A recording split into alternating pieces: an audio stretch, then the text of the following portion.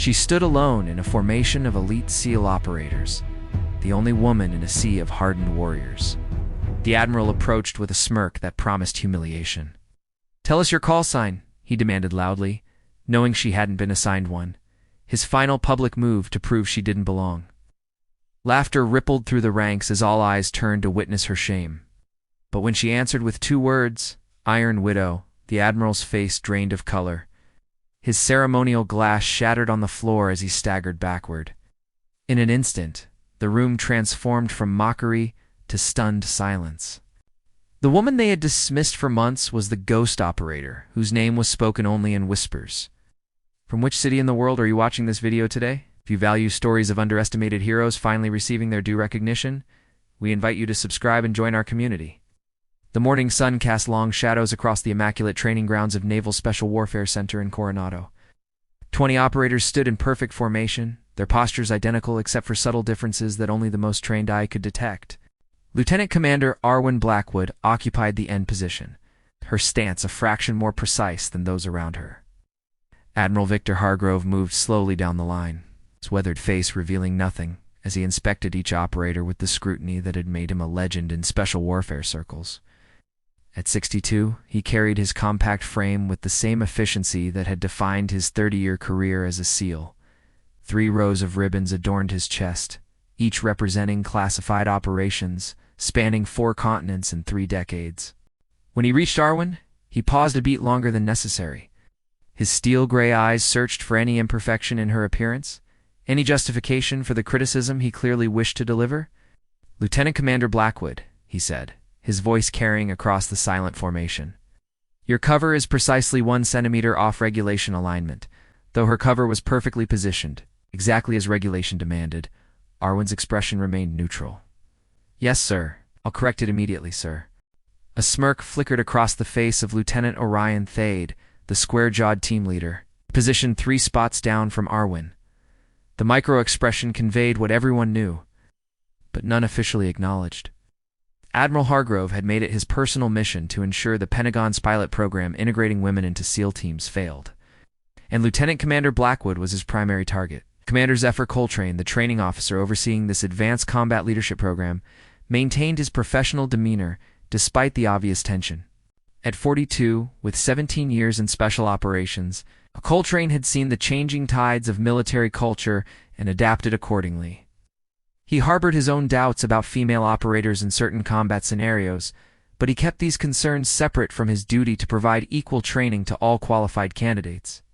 Today's evolution will focus on extended maritime extraction under enemy observation, Coltrane announced after Hargrove had completed his inspection. Full combat load, 15-mile offshore approach, structure infiltration, and package retrieval. The operators maintained their disciplined silence, but subtle shifts in posture revealed their response to the announcement. This was an advanced exercise usually reserved for the final week of training, not day 15 of a 30-day program. Command has accelerated the timeline, Admiral Hargrove added, his eyes briefly flicking toward Arwen. Some candidates may find the adjustment challenging. The implication wasn't lost on anyone present. The timeline had been modified to test Arwen's limits before she could fully acclimate to the program's rigors. As the formation disbanded to prepare for the exercise, Lieutenant Thade brushed past Arwen with deliberate force. "Hope you're a strong swimmer, Blackwood," he muttered. Extraction weights got mysteriously heavier overnight. Someone had added approximately 2 pounds to the left side, enough to create imbalance during a long swim without being immediately obvious. Rather than report the tampering, she silently redistributed the weights, compensating for the sabotage without drawing attention. As she worked, Captain Vesper Reeve entered the room, her naval intelligence insignia standing out against her otherwise unmarked uniform. Lieutenant Commander Reeve acknowledged with a nod that conveyed more than simple recognition. Captain Arwen responded, her tone neutral but her eyes communicating something unspoken. Their brief exchange drew curious glances from the other operators. Captain Reeves's presence at the training center was unusual. Naval intelligence typically maintained distance from special warfare training operations, unless something extraordinary was occurring. As they prepared to board the transport helicopters, a communication officer approached Arwen with a secure tablet. "Priority message. Lieutenant Commander, eyes only. She accepted the device, entered a complex authentication code, and read the message in seconds before returning the tablet. Nothing in her expression revealed the content of the communication, but those watching closely might have noticed the subtle squaring of her shoulders afterward. The helicopter's rotor wash created small dust devils as the operators boarded in sequence.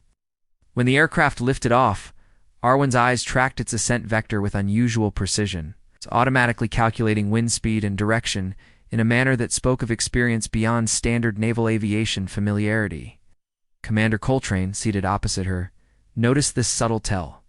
His eyes narrowed slightly as he reassessed the quiet officer whose file contained so many redacted sections and vague references to specialized deployment experience. 15 miles offshore, the Pacific Ocean churned with 4-foot swells under overcast skies, challenging but not impossible, getting conditions for experienced maritime operators. As the teams prepared to enter the water, Admiral Hargrove's voice came through their communication systems. Extraction packages positioned at the northwest corner of the target structure. Teams will compete for retrieval.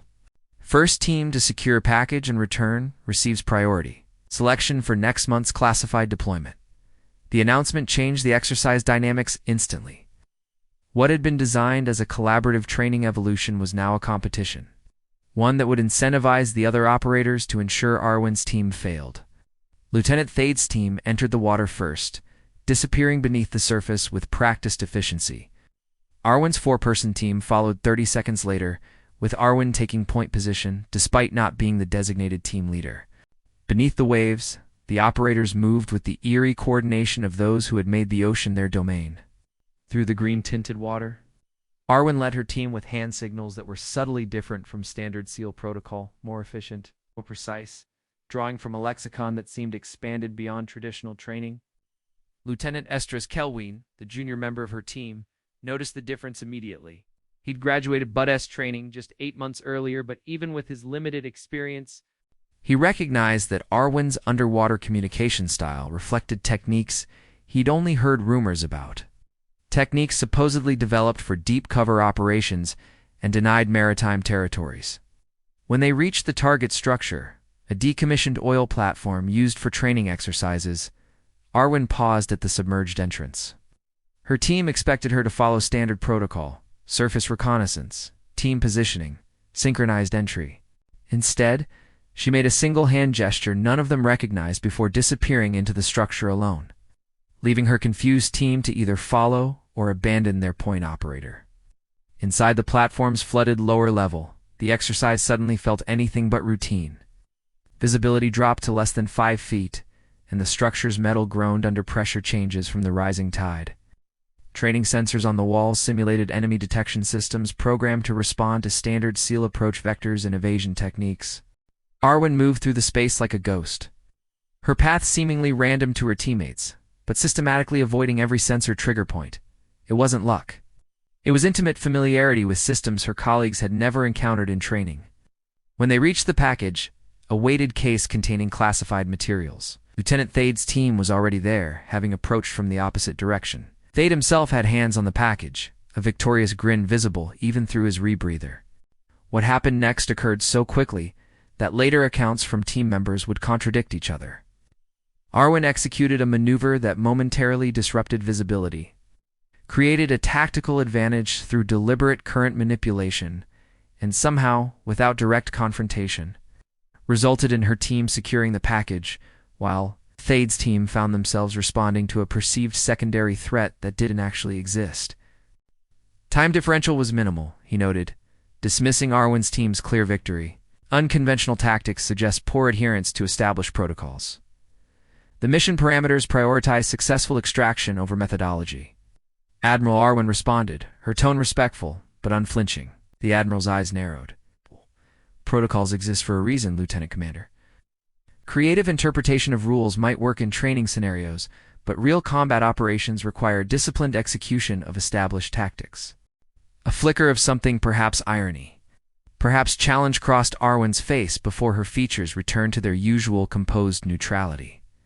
Yes, sir. Understood, sir. From across the deck, Captain Reeve observed the exchange with careful attention.